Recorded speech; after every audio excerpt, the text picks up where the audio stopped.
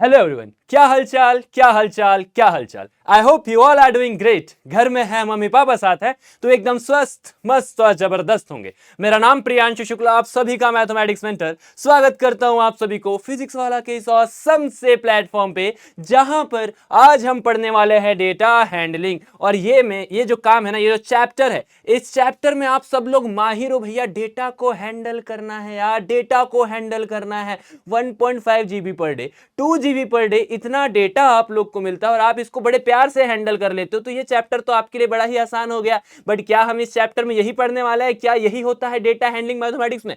क्या यही होता है डेटा हैंडलिंग मैथमेटिक्स में? आप बोलोगे नहीं सर। तो क्या होता है डेटा हैंडलिंग? इस चैप्टर में होने क्या क्या वाला है, हर एक चीज आज के इस वीडियो में हम पढ़ेंगे। बस आप बने रहना अगले 30 से 35 मिनट एंड आपको ये चैप्टर कंप्लीटली पूरा का पूरा समझ में आ जाएगा। तो आइए भैया जी शुरू करते हैं। सबसे पहले इस एग्जाम्पल की मदद से हर एक बेसिक डेफिनेशन को हम आपको समझा देंगे और जो भी डेफिनेशन होगा वो मैं आपके सामने तो रख दूंगा। सबसे पहले आप बोलोगे सर यहां पर हमको नंबर दिख रहा है। मैंने बोला वाव, क्या आप सभी को यहां पर नंबर दिख रहा है? आप बोलोगे हाँ जी।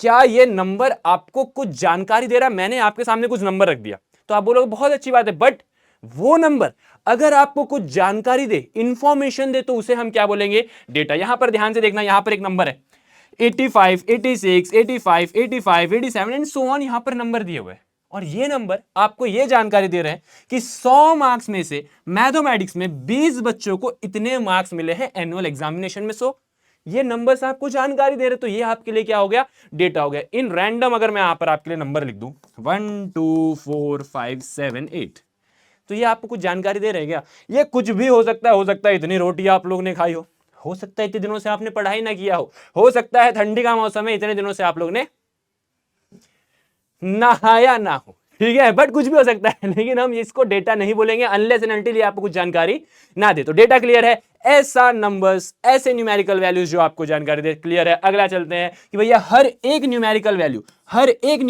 यहां पर क्या क्या न्यूमेरिकल वैल्यू है? 85, 86, यहां पर देखिए 85, 86, 87, 88, 89, 90, 93, 94, 95, ये सारे न्यूमेरिकल वैल्यू को हम क्या बोलेंगे? ये सारे न्यूमेरिकल वैल्यू को हम ऑब्जर्वेशन बोलेंगे। तो ऑब्जर्वेशन क्या होता है? ईच न्यूमेरिकल वैल्यू को हम क्या बोलेंगे? ऑब्जर्वेशन बोलेंगे। क्लियर है? आप बोलोगे क्लियर है। अब फ्रीक्वेंसी क्या होती है? आप बोलोगे 85 कितने बार आ रहा है? 85 एक बार, दो बार, तीन बार, तीन बार आ रहा है, तो 85 तीन बार आ रहा है। 86 कितने बार आ रहा है? एक बार आ रहा है, एक बार आ रहा है। 87 कितने बार आ रहा है? एक बार आ रहा है, एक बार आ रहा है। 88 एक बार, एक बार। 89 कितने बार आ रहा है? एक, दो, टू टाइम्स। फिर 90 कितने बार आ रहा है? टू टाइम्स, ठीक है। फिर 93 कितने बार आ रहा है? सर चार बार आ रहा है, क्या बात है।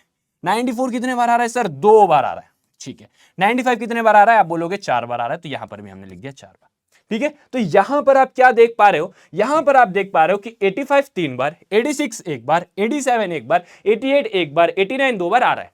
तो number of times the observation occur in an data, number of times the observation occur in n data is known as frequency। 85 कितने बार आ रहा है? तीन बार आ रहा है, तो 85 की फ्रीक्वेंसी क्या हो जाएगी? तीन हो जाएगी। 85 की फ्रीक्वेंसी क्या हो जाएगी?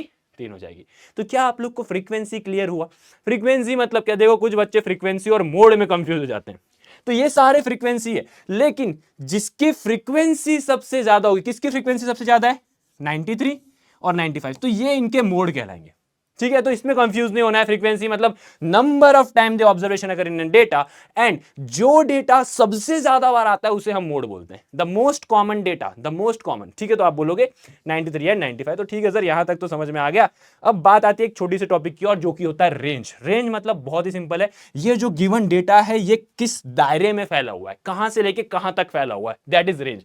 बेसिकली रेंज निकालने का बहुत ही इजी सिंपल है, फॉर्मूला है 95 में से 85, सर हाईएस्ट ऑब्जर्वेशन में से लोवेस्ट ऑब्जर्वेशन को माइनस कर दो। हाईएस्ट ऑब्जर्वेशन में से जो सबसे बड़ा ऑब्जर्वेशन है उसमें से सबसे छोटा ऑब्जर्वेशन को माइनस कर दो। आप बोलोगे 10, तो 10 इस डेटा का रेंज है। मतलब यहां पर जो बच्चों को मार्क्स मिले हैं ये इन 10 नंबरों के बीच में मिले हैं, ये कहलाता है।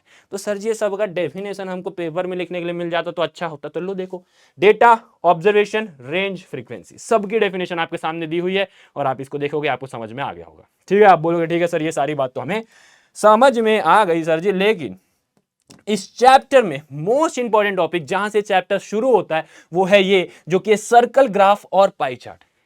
आप बोलोगे सर पाई चार्ट, सर ये हमने देखा है एग्जाम में या फिर हमने न्यूज़पेपर में हमने देखा है, एग्जाम में भी इसको देखोगे, बट इसको हमने न्यूज़पेपर में देखा है और ये काम आप लोग भी करते हो, पेपर आने वाला है। लेकिन ये नहीं कि भैया पढ़ाई वढ़ाई कर ले, एंटरटेनमेंट वाले भैया वीडियोस ज्यादा देख रहे हो 50% है, ठीक है। उसके बाद स्पोर्ट्स 25%, न्यूज 15%, इंफॉर्मेटिव 10%, ठीक है। तो ये डेटा को देख के, इस फिगर को देख के आप क्या बता पा रहे हो कि कुछ व्यूअर्स ऐसे हैं, 50% व्यूअर्स जो टीवी में देख रहे हैं वो एंटरटेनमेंट देखना पसंद कर रहे हैं। तो इससे आप कुछ ना कुछ इंटरप्रिटेशन निकाल पा रहे हो, ये डेटा है, ये कुछ नंबर्स है जो हमें जानकारी दे रहा है, हाँ तो सर जी डेटा है, और इसको सर्कल के फॉर्म में बनाया हुआ है, सर्कल के फॉर्म में बना हुआ है, तो इसको हम क्या बोलेंगे, सर्कल ग्राफ बोलेंगे। इसको पाई चार्ट भी बोलते हैं। तो थोड़ा समझते हैं भैया जी होता क्या है। सर्कल ग्राफ और pie chart show the relationship between the whole circle and the various slices that represent the whole portion of the 100%।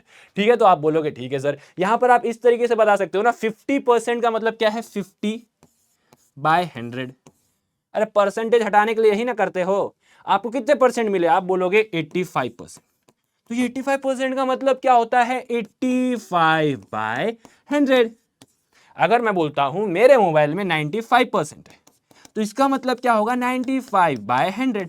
तो अगर यहां पर लिखा हुआ है 25% ऑफ द पीपल स्पोर्ट्स देखते हैं, तो 25% मतलब 100 में से 100 लोग अगर हैं, तो 100 लोग में से 25 लोग स्पोर्ट्स देख रहे हैं, 100 लोग में से 50 लोग क्या देख रहे हैं, एंटरटेनमेंट देख रहे हैं, 100 लोग में से 15 लोग आपके क्या देख रहे हैं, न्यूज देख रहे हैं, एंड 100 लोग में से 10 लोग आपके इंफॉर्मेटिव वीडियोस देख रहे हैं, जैसे कि आप।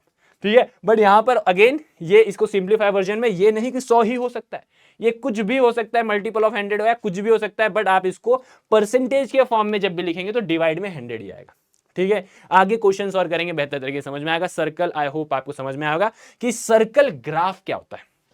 बोलोगे ठीक है सर जी एकदम सिंपल है, कोई दिक्कत नहीं है, बट ये सर्कल ग्राफ बनाया कैसे जाता है, बहुत सिंपल। देखो इसको बनाने का तरीका बहुत आसान है, बहुत ही आराम से आपको मैं सिखाऊंगा कि इसको बनाना कैसे, क्योंकि इस पे एक क्वेश्चन आना जरूरी है, जरूरी है मतलब पक्का आ जाएगा भैया इसमें क्वेश्चन। ठीक है, तो चलिए भैया देखते हैं कि किस टाइप के क्वेश्चन आने वाले हैं या फिर इसका फॉर्मूला क्या होता है। तो बहुत ध्यान से सुनना, सेंट्रल एंगल जो होता है उसका फॉर्मूला है value of the component upon sum of value of the component multiply by 360। Sir multiply by 360 क्यों किया, क्योंकि आप सभी को पता है सर्कल में जो सेंटर में जो पॉइंट होता है उसके अराउंड जो एंगल बन रहा होता है वो हमेशा 360 डिग्री का बनता है। अरे कितने का बनता है, कितने का बनता है, आप बोलोगे 360 डिग्री का बनता है। मैंने बोला सही में, आप बोलोगे हाँ जी सर हमें पता है, हमें बचपन से एक बात सिखाई गई है कि अगर एक स्ट्रेट लाइन होगा तो वहां पर जो एंगल बनेगा वो 180 डिग्री का बनेगा, और अगर एक पॉइंट है तो उसके अराउंड अगर मैं बात करूं कि मेरा एंगल कितना बन रहा है तो आप बोलोगे भैया जी 360 डिग्री का। सर ये तो हम बचपन से पढ़ते आ रहे हैं। मैंने बोला बहुत बढ़िया, क्वेश्चन करेंगे तो ये फॉर्मूला और बेहतर तरीके से समझ में आएगा। चलते हैं क्वेश्चन कराऊंगा, आप लोग को भी इसकी प्रैक्टिस करना है। क्या बोल रहा है, The data below shows number of hours spent by a school boy on different activity on a working day। जो वर्किंग डे है मतलब जिस दिन वो स्कूल जा रहा है ना, तो 7 घंटे वो स्कूल में निकाल रहा है, 4 घंटे होमवर्क में निकाल रहा है, होमवर्क ज्यादा मिल रहा है क्या, उसके बाद 2 घंटे खेलने में निकाल रहा है, उसके बाद सो रहा है 8 घंटे। बढ़िया लड़के जो काम कर रहा है ना सब सही चल रहा है भाई। ऐसा एक अच्छा लड़का है जो 7 घंटे, 4 घंटे होमवर्क, 2 घंटे खेलना ये भी जरूरी है, 8 घंटे सोना, कुछ इधर उधर के थोड़ा सा ना रील्स देख लिए या फिर थोड़ा सा दोस्तों के साथ गेड़ी मार ली, इधर उधर घूम लिए भैया, वो कितना कर रहा है, 3 घंटे कर रहा है। ये टोटल मिला के हम देखेंगे तो 24 आ जाएगा। सर 24 क्यों आएगा है, अरे एक दिन में 24 घंटे ही होते हैं ना, एक दिन में 24 घंटे होते हैं, तो एक दिन की बात की गई है कि 24 घंटे में वो इतना इतना कर रहा है, और इसका एक आपको क्या बना के दिखाना है, एक पाई चार्ट बना के दिखाना है। तो आप बोलेंगे ठीक है सर बना देंगे, बहुत ही सिंपल। तो बनाना कैसे, उसके लिए आपको सेंट्रल एंगल निकालते आना चाहिए। क्या आना चाहिए, सेंट्रल एंगल। यहां पर क्या दिया, 7 घंटे वो स्कूल में दे रहा है, लेकिन 7 घंटे वो कितने में से दे रहा है, 24 में से 7 घंटे दे रहा है ना। अब आप फॉर्मूले में जाओ, फॉर्मूले में क्या दिया हुआ है, दी गिवन ऑब्जर्वेशन, जो गिवन ऑब्जर्वेशन है वो upon sum of all the observation, sum of all the observation. और अगर हमें सेंट्रल एंगल निकालना है तो इसको हम करेंगे 360 से। ठीक है, तो भैया अगर आप 360 को 24 से डिवाइड करोगे, एक बार कर लो, हर बार के लिए आपके लिए आसान हो जाएगा। कैसे भैया, 24 1 जा 24 बचा 120, 24 5 जा 120, सर 15 आएगा। ठीक है सर, तो यहां पर 15 आएगा। अच्छा 15 7 जा कितना होता है, 105 डिग्री। 105 डिग्री। ठीक है सर, 105 डिग्री आपका जो भी सर्कल बनेगा उसमें आपका जो एक स्लाइस रहेगा, एक पोर्शन रहेगा, वो कितने का रहेगा? 105 डिग्री का। सर यहां पर हम करेंगे तो आएगा 4 घंटे, किसमें से? 24 में से 4 घंटे, 24 में से 4 टोटल जो गिवन है अपॉन टोटल मल्टीप्लाई बाय 360। क्यों? क्योंकि हमें सेंट्रल एंगल निकालना है। तो 24 1 जा 24, देखो यहां पर हमने किया 24 1 जा 24, 15 जा 15 4 जा 60 डिग्री। ठीक है, अब यहां पर देखो 2, अरे कितने में से? 24 में से मल्टीप्लाई बाय 360, काटोगे तो 15 आएगा, 15 2 जा 30 आएगा। सिंपल। 8 बाय 24 मल्टीप्लाई बाय 360, अरे इसको काटोगे तो 15 आएगा, 15 8 जा, अरे टेबल आना चाहिए भैया। टेबल बनता है? कहां तक बनता है जरा बताना। उसके बाद 3 बाय 24 मल्टीप्लाई बाय 360, 24 से काटेंगे 15 आएगा, 15 3 जा 45 डिग्री। सेंट्रल एंगल निकाल लिए ना। देखो इससे कुछ आसान है, डेटा भी दिया हुआ है, फॉर्मूला आपके सामने। देखो बस करना क्या है, जो गिवन ऑब्जर्वेशन है उसको डिवाइड करना है total sum of the observation, जो सम ऑफ द ऑब्जर्वेशन है, और अगर आपको सेंट्रल एंगल निकालना है तो मल्टीप्लाई बाय 360 डिग्री करोगे, आपका आंसर आ जाएगा। आप बोलोगे पक्का? मैंने बोला हाँ। ठीक है, अब एक काम करते हैं, एक सर्कल बनाते हैं और इसका एक कोई भी पॉइंट लेके हमने एक रेडियस बना दिया। ठीक है सर, हमने पहला काम तो कर दिया। अब भैया आपके पास प्रोटेक्टर तो होगा ही होगा। अरे भैया जी है कि नहीं है? प्रोटेक्टर है कि नहीं है? हमारे पास तो है भैया, पता नहीं आप लोग के पास है कि नहीं। पहला वाला 105 डिग्री यहां पर रखेंगे सेंटर में, एकदम बीचों बीच में, 120 में, और इसके बाद 105 डिग्री यहां से निकालेंगे तो 105 कितना है? 100, और ये 105, 105 मिल गया गुरुजी। उसके बाद आप क्या करोगे? इसको उठाओगे, इसके सीधे में यहां से रख के एकदम यहां पर इसको जोड़ दोगे। तो ये जो एंगल बन रहा है ना बच्चा, ये जो एंगल बन रहा है ये कितना है? 105 डिग्री, और इतना समय वो स्कूल में दे रहा है। ठीक है, अब उसके बाद 60 डिग्री, तो इसको यहीं रखोगे, इसको इसी तरीके से यहां रखना, और आपको अब इसके बाद तो यूज करते आता ही है भैया। यहां पर इसको ये रखे, ये घुमाया, यहां पर रख के 0 में रख के आपको 60 डिग्री बनाना है, तो ये आपका 60 डिग्री हो जाएगा। ठीक है, अगेन आपको लेना है ये लाइन और इस तरीके से बनाना है इसके एकदम सीधे में। ठीक है, आप बोलोगे ठीक है सर जी, इतना तो हम कर लेंगे, इतना तो हम कर लेंगे, आपके पास प्रोटेक्टर है, आप एग्जैक्टली उस पॉइंट में लाके रख सकते हो। तो यहां पर इतना समय क्या दे रहा भैया? 60 डिग्री, 60 डिग्री किसमें? होमवर्क में। उसके बाद भैया 30 डिग्री, इसको यहां रखो, इसको ऐसा घुमाओ, सेंटर में रख के, सेंटर में रख के 30 डिग्री कहां पर आ रहा भैया? ये लो भैया 30। और बताओ, मैंने बोला और सब बढ़िया, आप बताओ। है ये 30 हो गया। उसके बाद 120 डिग्री, अरे है क्या बात है, बहुत सो रहा है क्या? नहीं नहीं, बहुत नहीं सो रहा है, इतना सोना तो जरूरी है, सोना जरूरी है भाई। हाँ मतलब अगेन इट्स वेरी इंपॉर्टेंट, 8 घंटे तो कम से कम सोएंगे ना यार, सोएंगे नहीं तो पढ़ेंगे क्या, खाएंगे क्या, पिएंगे क्या? सोना जरूरी है, हाँ जरूरी है, मजाक नहीं कर रहा हूं यार, सही में बोल रहा हूँ। ठीक है, 120 डिग्री, सो 120 डिग्री ये होगा। ठीक है, 120 डिग्री आपका ये हो जाएगा 120 डिग्री। ठीक है सर, 120 डिग्री होगा, बहुत अच्छी बात है ये तो। ठीक है, इसके सीधे में ले जाके हम ऐसे रखेंगे तो ये 120 डिग्री होगा। ये आपका बन गया 120 डिग्री। ई था आपका 30 डिग्री। अब ये बचा वाला ना अपने आप क्या होगा आपको पता है? 45 डिग्री। आप काउंट करके देख लेना, सबका मिला के 360 ही आएगा। अब यहां पर सब में लिख देना भैया जी, यहां पर स्कूल गए थे, यहां पर भैया जी हम होमवर्क कर रहे थे, यहां पर हमने थोड़ा सा खेल लिया, यहां पर हमने थोड़ा सा स्लीप कर लिया, अरे सो लिया, और यहां पर हमने क्या किया था भैया? अदर्स, गेड़ी गेड़ी मार दिया ना। तो इस तरीके से आपको क्या करना है? आपको पाई चार्ट बनाना है। आप बोलोगे ठीक है सर जी बना लिया। मैंने बोला बहुत अच्छा बना लिया है, तो आगे चलते हैं, अगला टॉपिक पे चलते हैं कि भैया अगर आपके सामने ऐसा परसेंटेज जो था, अभी तक तो आपको देख रहे हो, यहां पर आप ये देख रहे हो कि आपके सामने वैल्यू दिया हुआ है, बट इन केस आपके पास ऐसा सेंट्रल एंगल दे दे और इस सेंट्रल एंगल से आपको बोले कि ये वैल्यू निकालिए, ये वैल्यू निकालो, तो कैसे निकालोगे? तो फिर कैसे निकालेंगे? तो बहुत ही सिंपल है।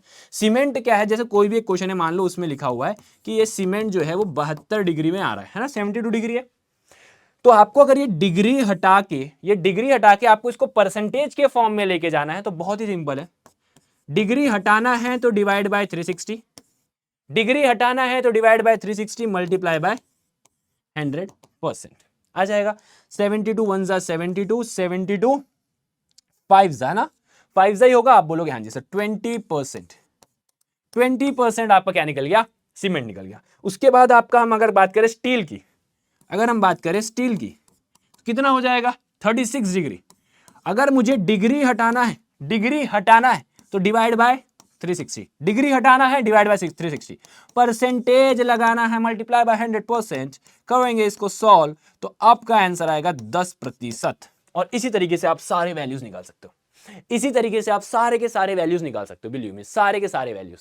तो आप बोलोगे ठीक है सर सारे वैल्यू निकाल देंगे भैया। तो क्या आपको समझ में आया? अब बड़े ध्यान से देखना, फिर से थोड़ा सा बता दे रहा हूं। सेंट्रल एंगल में अगर आपको सेंट्रल एंगल निकालना है तो मल्टीप्लाई बाय 360 डिग्री, और वहीं पर अगर आपको उसको परसेंटेज में कन्वर्ट करना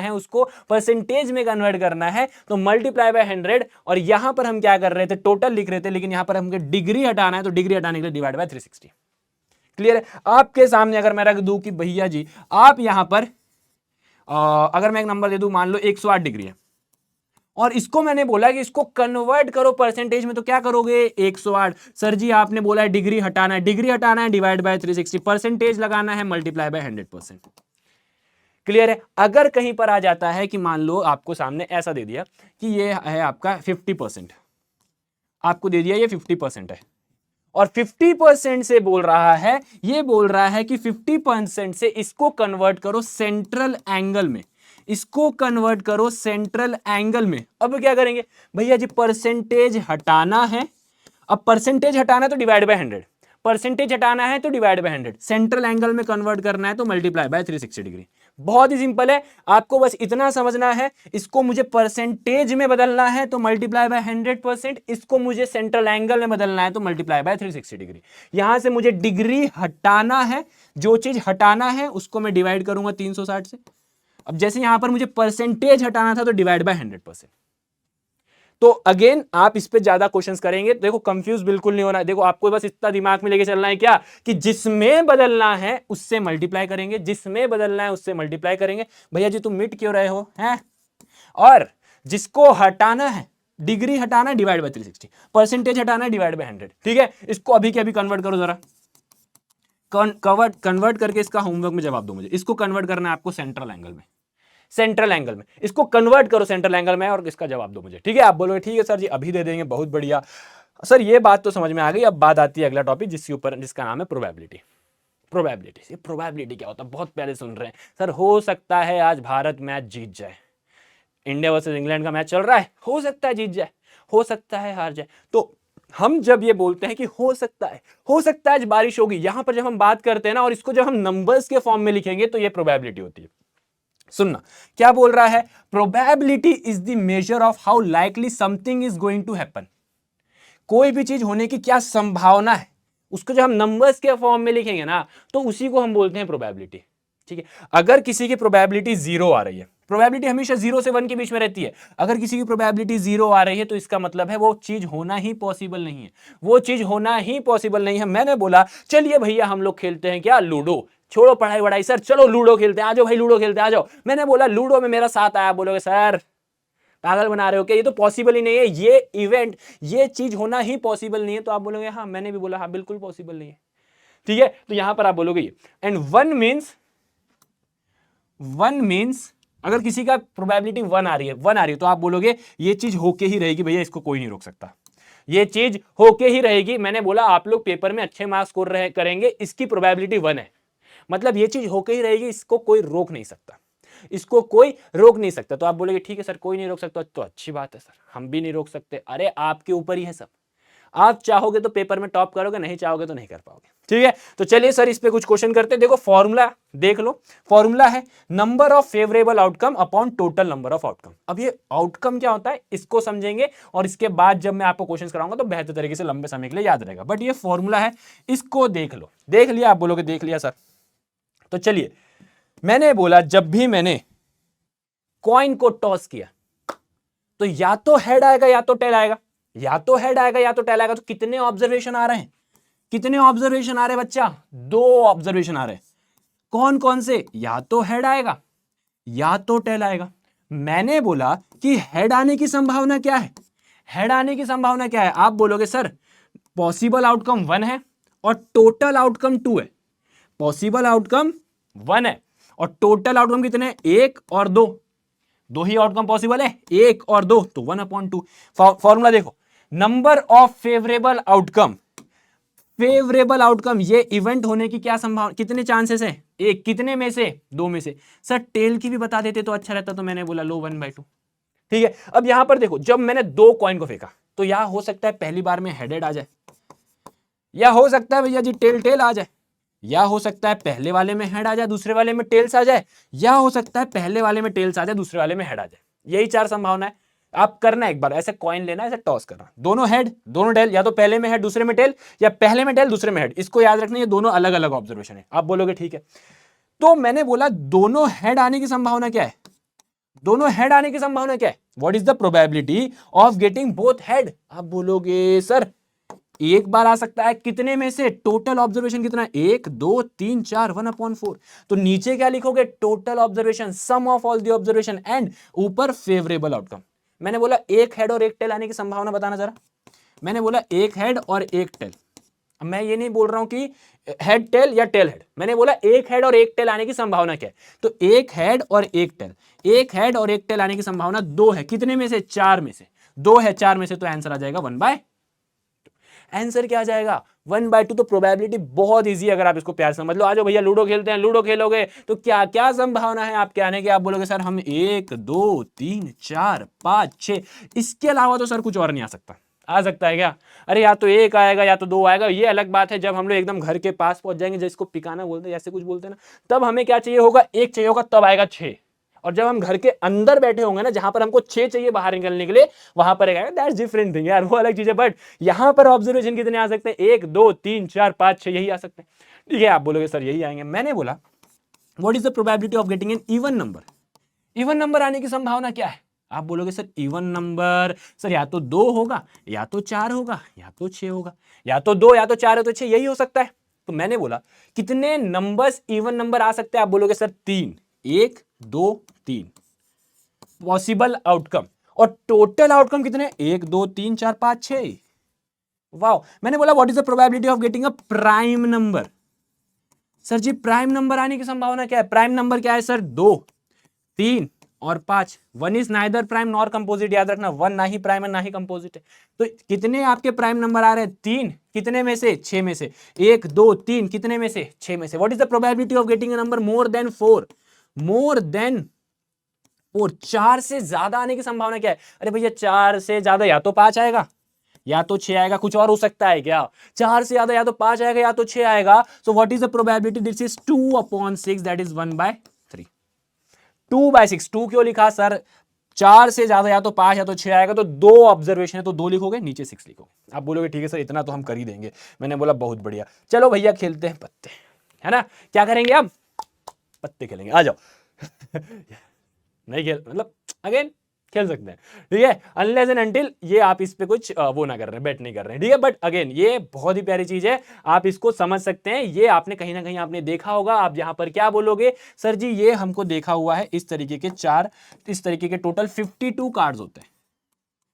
कितने कार्ड्स होते हैं टोटल, अरे कितने कार्ड्स होते हैं, 52 कार्ड्स होते हैं, ठीक है, टोटल 52 कार्ड्स होते हैं। अब इसी के ऊपर हम क्या करेंगे, थोड़ा सा समझेंगे कि इसकी प्रोबेबिलिटी क्या है। देखो क्लब आने की कितनी संभावना है, देखना जा रहा, 13।